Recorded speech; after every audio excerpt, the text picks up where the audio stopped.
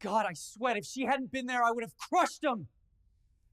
The night I pulled over my own wife, I knew my life was about to detonate like a grenade in a church basement. Red and blue lights strobed across the cracked asphalt of Highway 54, painting the desert darkness in cop show colors.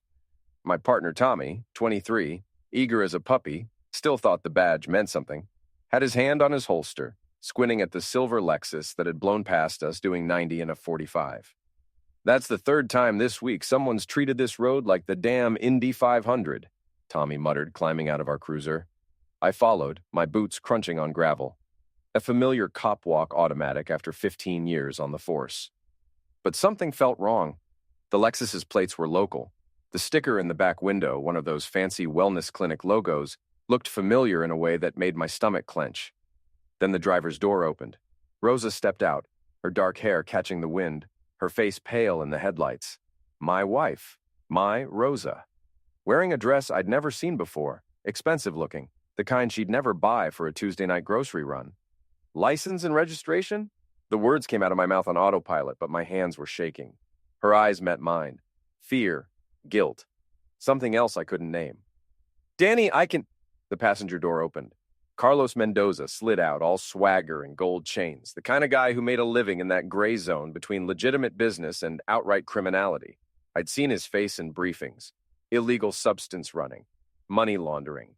Nothing we could make stick, but everyone knew. Evening, officer. His smile was a knife. Problem? Tommy recognized him instantly, his hand moving to his weapon. Mr. Mendoza, funny seeing you here. That's when I saw the back seat, Sophia.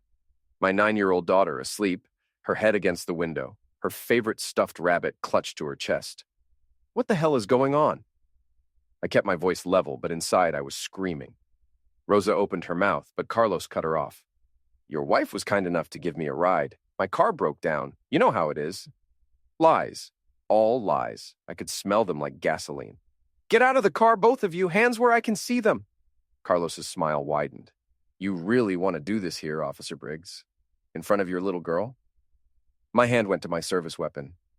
Tommy was already radioing for backup, his voice tight with tension. Then everything went to hell. Carlos pulled a firearm, a sleek black Glock that appeared in his hand like a magic trick, and pressed it against Rosa's temple. Get back in your car, officers, or I paint the highway with her brains. Daddy? Sophia's voice, small and scared, came from the back seat. She was awake now, her eyes wide with terror. It's okay, baby, I said, my voice cracking. Just close your eyes. Drive, Carlos ordered Rosa, sliding back into the passenger seat without lowering the firearm. Now! Rosa's hands trembled on the wheel. Carlos, please! I said drive! The Lexus's engine roared. Tires squealed. They were moving. Get in! I shouted at Tommy, already sprinting for our cruiser. What followed was the kind of car chase that makes great TV and terrible reality. Carlos leaned out the window, firing wild shots that sparked off our hood. I pushed the cruiser to its limits, weaving through the sparse late-night traffic on the border highway, my heart hammering against my ribs like it wanted to escape my chest. Tommy was on the radio, calling in our position, but I barely heard him. All I could see was that Lexus, my wife driving, my daughter in the back seat, and that psychopath with a firearm deciding whether we all lived or died tonight. He's heading for the border, Tommy shouted.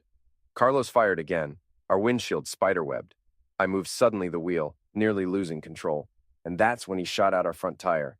The cruiser spun like a carnival ride designed by a sadist. Metal screamed, glass shattered. We hit something solid. Later I'd learn it was Martinez's taco truck parked for the night, and the world became a chaos of twisted metal and deployed airbags. When the spinning stopped, I kicked open my door and stumbled out, tasting blood. The Lexus was gone, disappeared into the maze of streets that led toward the Mexican border. My phone buzzed. A text from an unknown number. A photo. Sophia, awake now, tears streaming down her face. And a message. Playtime's just begun. I stood there in the wreckage, my partner groaning behind me, my family vanished into the night with a monster. And I realized something fundamental had shifted in my universe. The rules I'd lived by, law, order, procedure, they didn't apply anymore. This was personal now. By dawn, I was the joke of the precinct. Hey, Briggs, heard you couldn't keep your wife from speeding. Maybe she was late for something important. Laughter from the break room. Yo, Danny, Next time you want to chase your old lady, maybe don't total a city vehicle. More laughter. I sat at my desk, staring at paperwork I couldn't focus on, while the whole department whispered behind my back. Tommy had a concussion and a broken wrist. The taco truck was totaled, and my family was gone. Captain Morrison called me into his office at 8 a.m. He was a good cop, fair, but he had a department to run, and I'd just become a liability. Tell me what happened, he said, his voice neutral. So I did, all of it. The chase, Carlos Mendoza, the firearm, the abducting. Morrison leaned back in his chair, fingers steepled. You know how this looks? How it looks? Your wife was driving. No signs of coercion until you initiated the stop. For all we know, she's been sleeping with the illegal substance dealer and got in over her head. The words exploded out of me before I could stop them. Morrison's expression didn't change. You have proof of an affair? I didn't. Not yet. But I knew. The late nights at the clinic, the new clothes, the way she'd stopped looking me in the eye weeks ago. Put me on the case, I said. Let me find them. You're too close to this, Danny. You know that. Captain, you're on administrative leave pending investigation. Badge and firearm. Now. The worst part? I saw it coming. By the book, it was the right call. But the book didn't give a damn about my daughter crying in a kidnapper's car. I handed over my badge, my firearm, walked out of that office feeling like I'd been gutted. Tommy caught me in the parking lot, his arm in a sling. This is nonsense, Danny. We both know what happened. Doesn't matter what we know. Matters what we can prove. So what are you going to do? I looked at him, young, idealistic, still believed the system worked.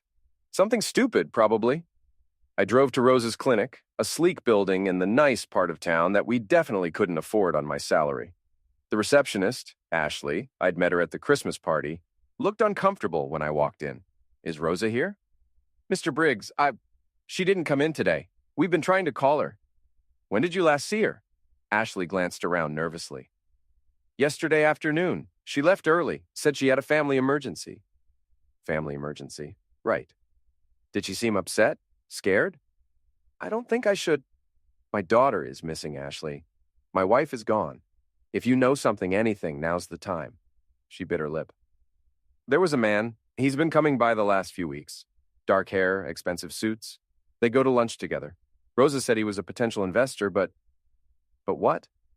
But the way he looked at her, it wasn't business. Carlos, of course. I drove home to our small house on the edge of town, the place we'd bought when Sophia was born, back when Rosa and I still laughed together, still made love with the lights on, still believed in forever. The house felt empty in a way that had nothing to do with the absence of people. I tore through Rosa's things like a detective working a crime scene, because that's what this was now. A crime. Against me. Against us. In her nightstand under a stack of magazines. A burner phone. My hands shook as I scrolled through the messages. Months of them. Carlos and Rosa. Planning meetings. Sharing photos I couldn't look at without wanting to put my fist through a wall. Can't wait to see you again. Danny suspects nothing. Soon we'll be together. Just the three of us. The three of them. Carlos, Rosa, and Sophia. A ready-made family, with me edited out like a mistake. The most recent message from yesterday. Meet me at the usual place, 8 p.m., bring Sophia. It's time. Time for what? To run? To disappear across the border where I couldn't follow? I sat on my bed, our bed, holding that phone. And something inside me crystallized into something cold and sharp. They wanted to play dirty? Fine. I'd been a cop for 15 years. I knew every trick, every loophole, every way to hurt someone without leaving marks the law could see. My phone rang. Unknown number. Hello? Danny Briggs? A woman's voice, unfamiliar. Who's asking? Someone who knows where your wife is, and who she's with. You want answers? Meet me at Manny's boxing gym in 1 hour. Come alone. The line went dead. Manny's, my old training ground back when I thought I might make something of myself in the ring before I realized I was better at taking punches than giving them. I hadn't been there in years, but I went. Because what else was I going to do?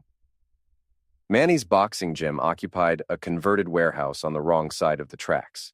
The kind of place where the smell of sweat and leather was permanent, where broken men came to break themselves further in hopes of finding something worth keeping.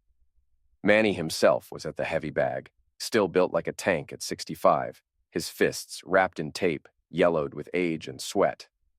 Danny Briggs. He didn't stop punching. I heard you had a bad night.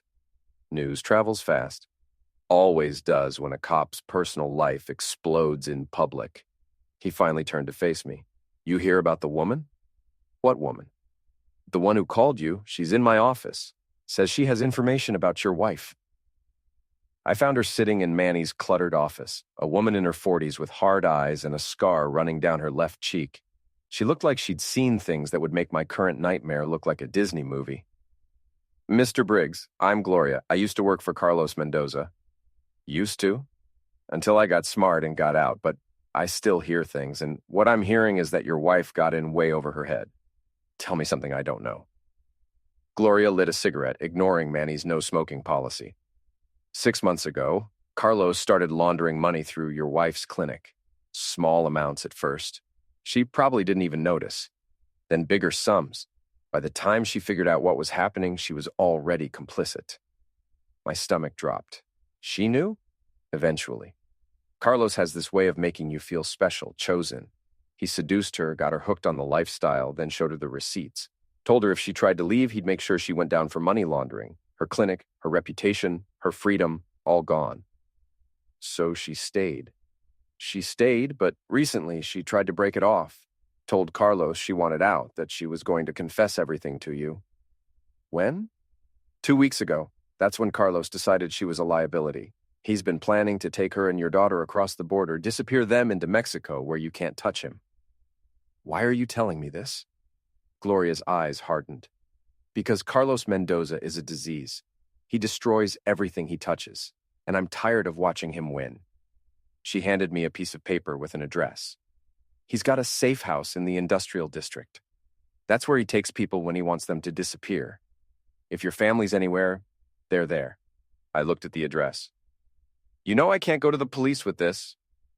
I know. That's why I called you instead of them. What you do with this information is your business. But if I were you, I'd move fast. Carlos is planning to cross the border tomorrow night. Tomorrow. Less than 24 hours. Why tomorrow? He's got a deal going down. Big money. After that, he's gone and your family goes with him. I stood to leave, but Gloria grabbed my arm. One more thing. There's a cop on Carlos's payroll, someone feeding him information, keeping him one step ahead of any investigation. Who? I don't know his name, but Carlos calls him Sal. That mean anything to you? It did. Sal Torino, my old partner before Tommy. We'd had a falling out years ago over his methods. Too rough, too willing to bend rules. He'd been passed over for promotion twice, bitter about it, always complaining about money. Yeah, I said, that means something. I left Manny's with a destination and a deadline. No badge, no firearm, no backup, just me and a burning need to get my daughter back and make everyone who destroyed my life pay for it. First stop, my sister Elena's bar. Elena ran a dive called The Last Stop, a place where questions weren't asked and the whiskey was cheap. She was tougher than me, smarter than me, and had connections throughout the city's underworld that made her more useful than any police database. I found her behind the bar, pouring drinks for the afternoon regulars, day drinkers and night shifters, the forgotten people who kept the city running. Danny. She saw my face and immediately came around the bar. Back room, now. We sat in her cramped office, surrounded by liquor invoices and security camera monitors. Tell me, she said. So I did. Everything. The chase, the affair, Carlos, the abducting, my suspension. Elena listened without interrupting, her face growing harder with each word. That son of an unpleasant person, she finally said. What do you need? Information. Carlos Mendoza. I need to know everything about him, where he goes, who he works with, how to hurt him. Hurt him how? However I can. I'm done playing by rules that don't apply to people like him. Elena studied me for a long moment. You sure about this? Once you cross that line, there's no coming back. They took Sophia. There is no line anymore. She nodded slowly. Okay, give me 2 hours. I'll make some calls. While Elena worked her network, I made a call of my own. Tommy answered on the first ring. Danny? Where are you? Somewhere I shouldn't be, about to do things I definitely shouldn't do. You still want to help? What do you need? Access to the evidence locker, specifically anything we've confiscated from Carlos Mendoza's operations. That's... Danny, I could lose my job. I know, and I wouldn't ask if I had any other choice. But Sophia's running out of time, and I need leverage. Silence on the line. Then, meet me at the station in 30 minutes, back entrance, and Danny, this never happened. Thanks, Tommy. Don't thank me yet. Just get your daughter back. The police station felt different when you weren't wearing a badge. I slipped in through the back entrance, past the evidence room where Tommy was waiting with a cardboard box. This is everything we've got on Mendoza, he said quietly. Confiscated phones, ledgers, personal effects.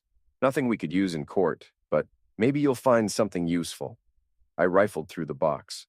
Burner phones with deleted messages, a ledger with coded entries, photos of Carlos with various associates, and then, at the bottom, a set of keys. What are these? Tommy shrugged. Found them in his car during a traffic stop last year. He claimed they were to his gym locker. We had no reason to hold them. I held the keys up to the light. One was a standard house key. The other looked like it belonged to a storage unit or warehouse. The safe house, I muttered. What? Nothing. Thanks, Tommy. You should get back to work. Danny, whatever you're planning, the less you know, the better. Trust me.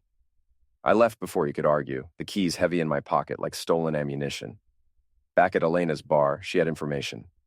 Carlos Mendoza, she said, reading from notes she'd scrawled on a napkin. Real name Carlos Mendoza Santos, born in Juarez, moved here when he was 15. Started as a courier for the Sinaloa cartel, worked his way up.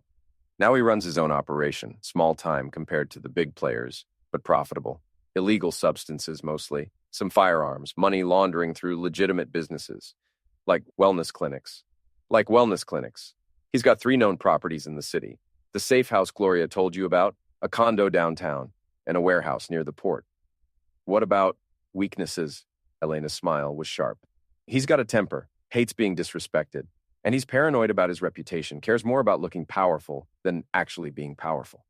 So if I wanted to hurt him, humiliate him, make him look weak in front of his people, that'll hurt worse than any physical beating. An idea was forming. Dangerous, probably stupid. Exactly the kind of thing that would either save my family or destroy what was left of my life. I need a car, I said. Something fast, untraceable. I've got a friend who runs a chop shop. He owes me a favor. And I need to know where Carlos is right now. Elena made a call, spoke rapid Spanish, hung up. He's at his condo, probably won't move until tonight. Perfect. Danny, what are you planning? I stood, feeling something dark and certain settling into my bones. I'm going to make him regret ever looking at my wife. The chop shop was exactly what you'd expect. A garage full of stolen cars being stripped for parts, run by a guy named Miguel who looked like he could bench press a Buick. Elena says you need wheels, Miguel said, leading me to a black Dodge Charger that had probably been very expensive before it was stolen. This one's clean. No GPS, no trackers. Bring it back in one piece and we're square. What if I don't bring it back? Miguel shrugged. Then Elena will probably end you herself. Fair enough. I drove to Carlos's condo building, a sleek high-rise in the gentrified part of downtown where people paid more for a parking spot than I made in a month. His car, a silver Mercedes, was parked in the garage, right where Elena's sources said it would be. I had the keys from the evidence locker. I had a plan. What I didn't have was any guarantee this wouldn't blow up in my face. But when you're already in free fall, you might as well enjoy the ride. I used the keys to open the Mercedes. The interior smelled like expensive cologne and bad decisions. I popped the hood and got to work. I'm not a mechanic, but 15 years as a cop teaches you things. How to disable a car, how to make it look like an accident, how to send a message. I cut the brake lines. Not completely, just enough that they'd fail under pressure. Loosened the lug nuts on the front tires, poured sugar in the gas tank for good measure. Then I took out my phone and recorded a video of myself sitting in his driver's seat. Hey, Carlos, I said to the camera. This is Danny Briggs. You took my family. Bad move. See, I'm done being the good cop, the guy who follows the rules while unpleasant people like you do whatever you want. So, here's how this is going to work.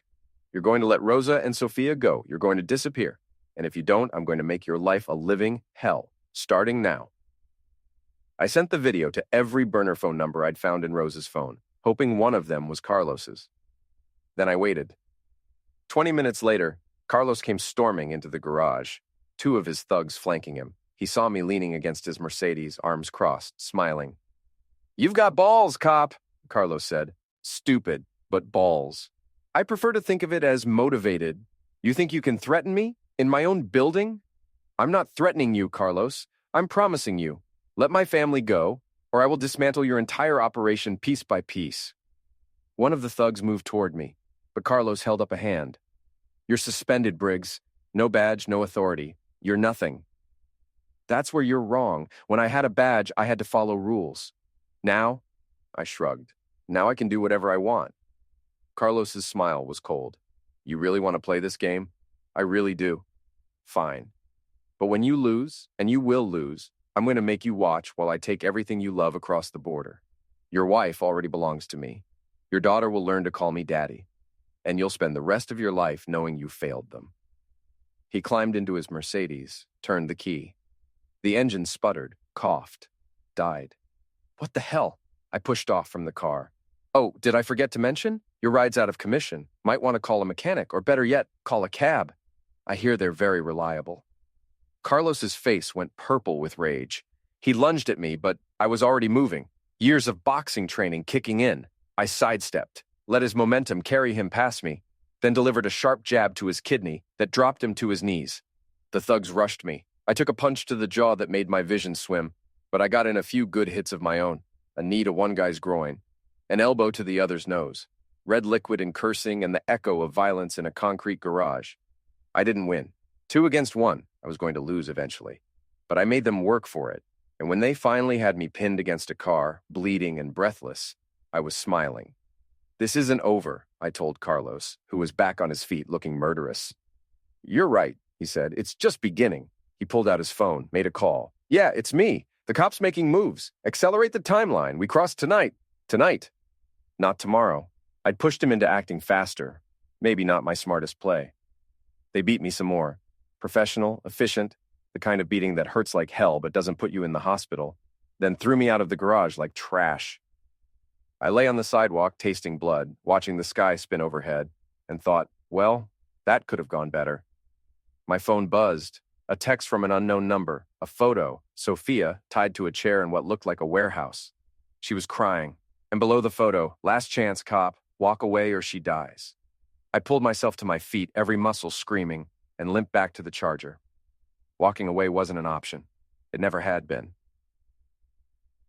I drove to the safe house address Gloria had given me, a warehouse in the industrial district where the streetlights were broken, and the only witnesses were rats and homeless people who knew better than to see anything. The building was dark, seemingly abandoned, but I saw fresh tire tracks in the oil-stained parking lot. Someone was here. I circled the block twice, looking for security, cameras, any sign of Carlos's people. Nothing obvious, but that didn't mean anything. I parked a block away and approached on foot, every shadow a potential threat, every sound a warning. My ribs ached from the beating. My jaw was swelling. But adrenaline and desperation made excellent painkillers. The warehouse had a side entrance, a metal door with a padlock. I used the keys from the evidence locker, and, miracle of miracles, one of them fit. The door swung open with a rusty squeal that sounded like a gunshot in the quiet night. Inside was darkness and the smell of old machinery and something else. Perfume. Rosa's perfume. I moved through the warehouse like a ghost, using my phone's flashlight sparingly, following that scent like a bloodhound. Voices ahead, low, tense. I crept closer, finding a vantage point behind a stack of wooden pallets. Rosa was there, sitting on a folding chair, her hands zip-tied in front of her. She looked exhausted, terrified, nothing like the confident woman who ran a successful clinic. Carlos paced in front of her, agitated. "This is your fault. If you hadn't tried to break it off, if you'd just done what I told you—" "I never wanted this," Rosa's voice cracked. "You said it was just business. You said it was temporary." "And you believed me? God, you're even dumber than your husband." "Don't talk about Danny. He's a good man. Better than you'll ever be." Carlos backhanded her. The sound echoed through the warehouse. I almost rushed in right then, but I forced myself to stay hidden.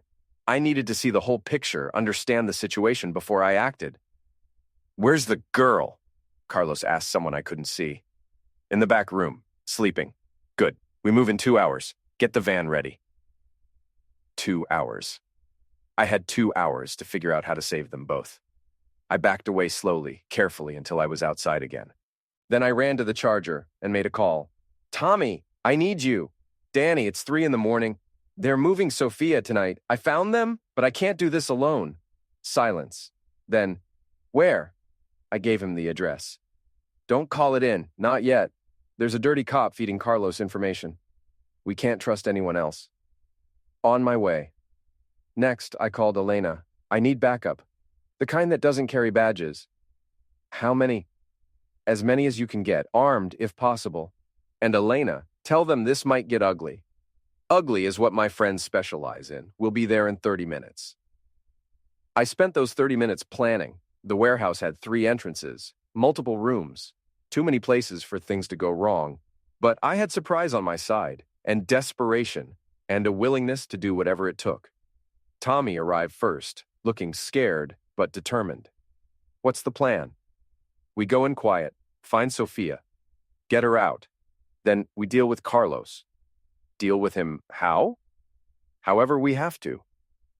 Elena showed up with 4 guys who looked like they'd spent time in places where violence was currency. She didn't introduce them, and I didn't ask questions. The girl is priority 1, I told them. Everything else is secondary. You see Carlos or his people, you do what you need to do to keep them away from her. One of Elena's guys, a mountain of muscle with a shaved head, grinned. Been a while since I had a good fight. We moved in like a tactical team, except none of us were wearing uniforms, and half of us were technically committing multiple felonies. Tommy and I took the side entrance. Elena's crew went through the front. The plan was to create chaos, confusion, give me a chance to reach Sophia. It worked better than I had any right to expect. We burst in simultaneously, shouting, lights flashing. Carlos's thugs, there were 5 of them, scrambled for weapons, but Elena's guys were faster, meaner, more willing to hurt people. The warehouse erupted into violence. I ran past the fighting, focused on one thing, finding my daughter. "Sophia!" I shouted. "Sophia, it's Daddy! Daddy!" Her voice muffled, coming from a door at the back of the warehouse. I kicked the door open. Sophia was tied to a chair, tears streaming down her face, but alive, unharmed. "I've got you, baby. I've got you." I cut her restraints with a pocket knife, scooped her into my arms. She clung to me like I was the only solid thing in a world gone mad. "Is Mommy okay?" "We're going to get Mommy, but first I need you to go with Uncle Tommy, okay?" Tommy appeared in the doorway, breathing hard. "I'll get her to the car." "No!" Sophia grabbed my shirt. "Don't leave me again." "I'm not leaving you, baby, I promise. But I need to help Mommy. Can you be brave for me, just a little longer?" She nodded, still crying, and let Tommy carry her away. I went back into the main warehouse where the fight was winding down. Elena's guys had subdued most of Carlos's thugs. Bodies lay groaning on the concrete floor. But Carlos was gone, and so was Rosa. "Where is he?" I grabbed one of the thugs, hauled him up by his collar. "Where did Carlos go?" The thug spat red liquid. "He took the woman. Said if anyone followed, he'd end her." "Where?" "The border. He's got a crossing point, a place the patrol doesn't watch. He's going to Mexico." I ran for the charger, Elena on my heels. "I'm coming with you," she said. "This isn't your fight." "Like hell it isn't. That coward involved my family. Now I'm going to help you end him." We drove like demons toward the border, the night blurring past, my heart hammering against my ribs. Carlos had maybe a 10-minute head start. If he made it across the border, he'd disappear into the Mexican underworld and I'd never see Rosa again. I pushed the Charger to its limits, weaving through sparse traffic, running red lights, not caring about anything except closing that gap. "There!" Elena pointed. A van, silver, speeding toward the industrial area near the border. I floored it. The chase became a blur of adrenaline and desperation. Carlos's van swerved, trying to lose us. I stayed on him like a shadow, matching every turn, every acceleration. He fired out the window, wild shots that sparked off our hood. Elena ducked, cursing. "This is insane!" she shouted. "Welcome to my life!" We hit the border zone, that no-man's land of warehouses and abandoned factories where the law was more suggestion than rule. Carlos's van skidded into a turn, heading for a gap in the fence I hadn't known existed. A smuggler's crossing, probably used for illegal substances and people, now his escape route. I couldn't let him reach it. I pulled alongside the van, matching his speed, then moved suddenly the wheel hard right. Metal screamed as the Charger slammed into the van's side. Carlos lost control, the van fishtailing, then rolling once, twice before coming to rest on its side.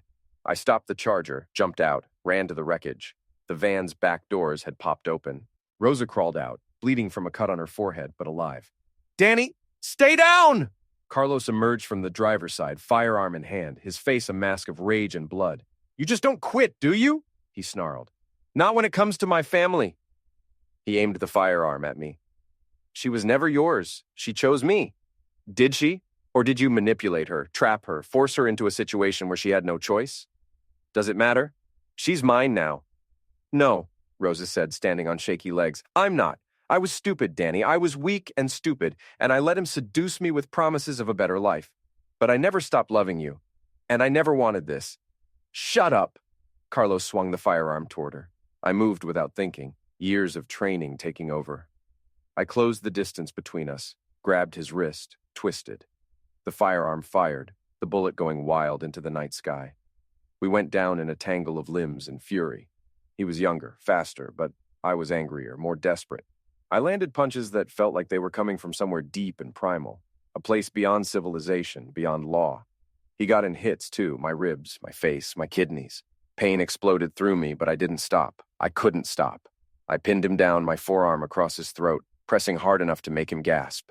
You took everything from me, I said, my voice barely human. My wife, my daughter, my life. You made me into this. Then do it, he wheezed. End me. Prove you're no better than me. I wanted to. God, I wanted to. It would be so easy to press harder, to watch the light go out of his eyes, to end him. But Sophia's face flashed through my mind. Her voice. Is Mommy okay? I wasn't a killer. Not yet. Maybe not ever. I pulled back, let him breathe, then hit him one more time. A solid punch that knocked him unconscious. Elena appeared with zip ties. Nice work. What now? Now we call it in. Let the system handle him. You sure? He's got friends, lawyers, money. He might walk? Maybe. But I'll have my daughter, and that's what matters. I helped Rosa to her feet. She looked at me with eyes full of tears and something that might have been hope. Danny, I'm so sorry for everything. I never meant... Not now, I said. We'll talk. Later. When Sophia's safe and this nightmare is over. Sirens in the distance. Someone had heard the crash, called it in. Tommy appeared, running from where he'd parked with Sophia. Everyone okay? Define okay, I said, but I was smiling. Sophia ran to me and I scooped her up, holding her tight, feeling her heartbeat against mine. It's over, baby, it's over. But it wasn't. Not quite. 3 days later, I sat in Captain Morrison's office again, this time with a lawyer Elena had hired. You violated your suspension, Morrison said. You engaged in vigilante activity. You attacked multiple suspects. You crossed into federal jurisdiction without authorization. Yes, sir. You also rescued your daughter, apprehended a major illegal substance trafficker, and uncovered evidence of police corruption. I waited. Morrison sighed. Sal Torino has been arrested. We found evidence of his connection to Carlos Mendoza's organization in his home. He's looking at 20 years. Good. Carlos Mendoza is in federal custody. Between the abducting charges, the illegal substance trafficking, and the attempted homicide of a police officer, he's not seeing daylight for a very long time. Even better. As for you... Morrison leaned back in his chair. Officially, you're still suspended pending a full investigation. Unofficially, you did good work, Danny. Messy, technically illegal, but good. Does that mean I get my badge back? Eventually, after the paperwork clears and you undergo a psychological evaluation. Standard procedure after a traumatic incident? I nodded. I could live with that. What about Rosa? I asked. Morrison's expression softened. The DA is still deciding whether to press charges for her involvement in the money laundering. Given that she was coerced and ultimately cooperated with the investigation, they'll probably offer a plea deal. Community service, probation, maybe some fines. She's not a criminal, she was a sufferer. She made choices, Danny, bad ones. But yes, she was also manipulated. The law will take that into account. I left the station feeling lighter than I had in months. Not happy. There was too much damage for happiness, but something close to peace. Rosa was waiting at the house when I got there, packing her things. Sophia was at school, blissfully unaware that her parents' marriage was ending. I'm moving in with my sister, Rosa said without looking at me, just until I figure things out. Okay, Danny, I know. You're sorry. You made mistakes. You got in over your head. Don't you want to yell at me? Tell me what a terrible person I am? I thought about it. About all the anger I'd carried, the betrayal, the humiliation. What's the point? You know what you did. And I know I can't trust you anymore. So we move forward. We figure out custody. We try to give Sophia as normal a life as possible. Rosa's eyes filled with tears. I really did love you. I still do. Maybe. But love isn't enough when trust is gone. You taught me that. She left an hour later, taking boxes of her life with her, leaving empty spaces that would probably never be filled. Tommy stopped by that evening with pizza and beer. How you holding up? He asked. I'm alive. My daughter's safe. Everything else is just details. You're taking this surprisingly well. Am I? Or am I just too tired to fall apart? We ate in comfortable silence, two cops who'd seen too much, done too much, and somehow survived. What are you going to do now? Tommy asked eventually.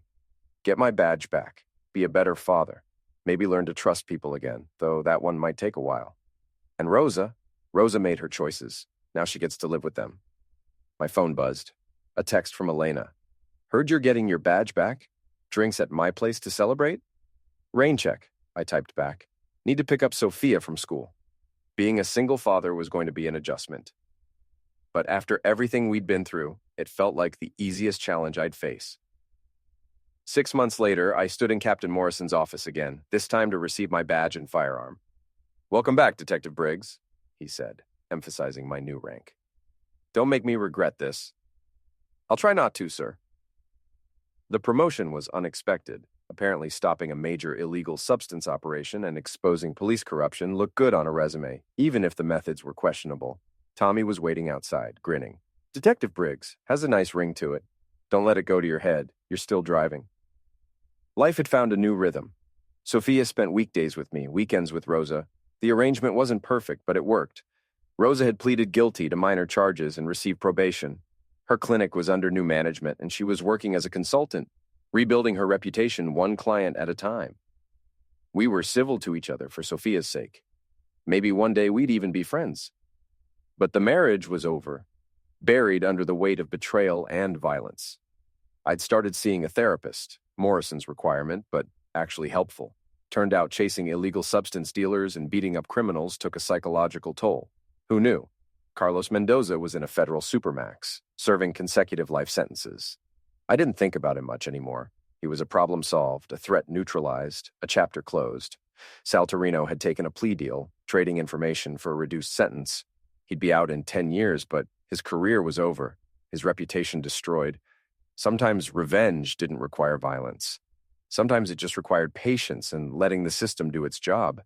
On a warm spring evening, I picked Sophia up from school and took her for ice cream at her favorite place. Daddy, are you happy? She asked, licking chocolate from her fingers. Yeah, baby. I think I am. Good, because I like it when you smile. I like it too.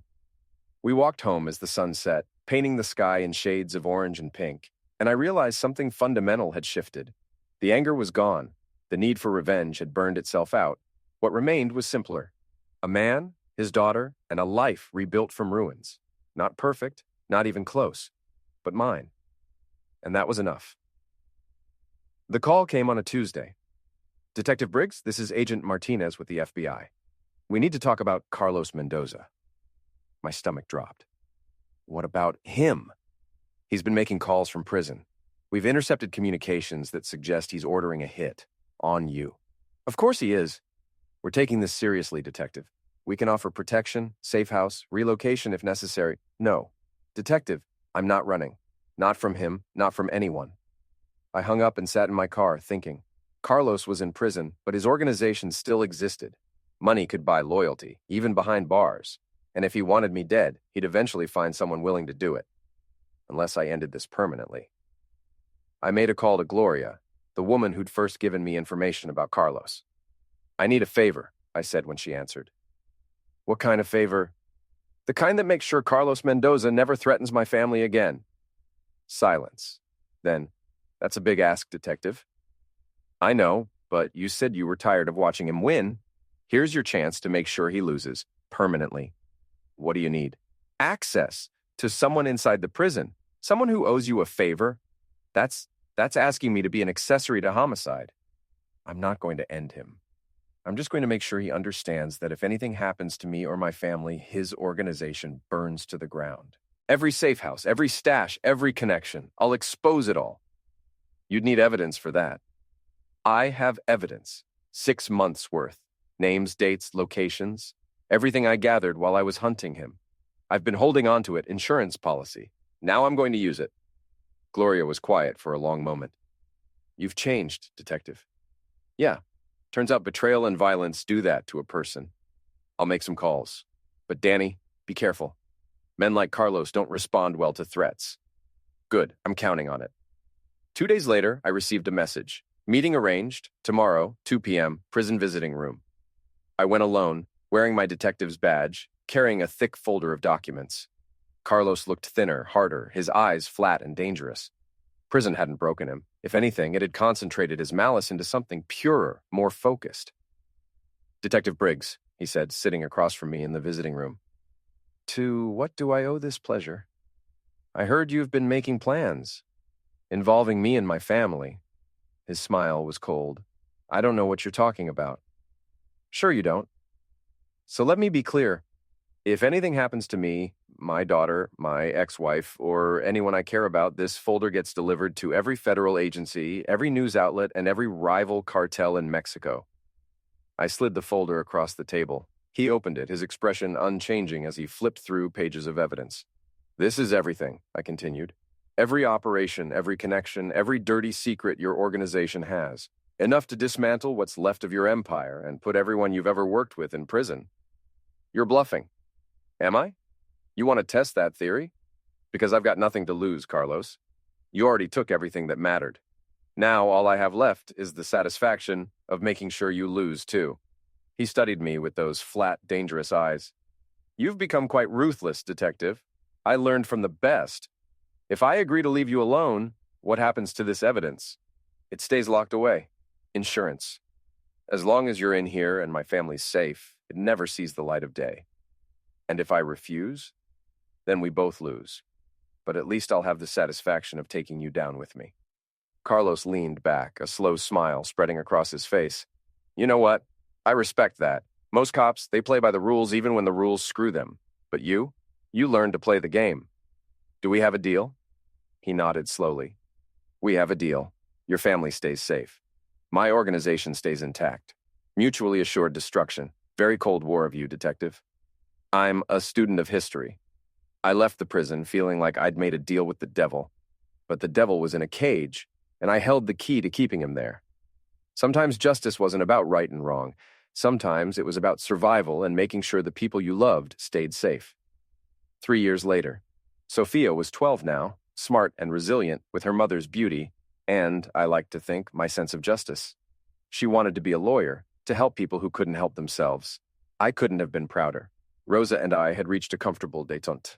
We co-parented effectively, even managed to have dinner together occasionally without the old wounds bleeding too much.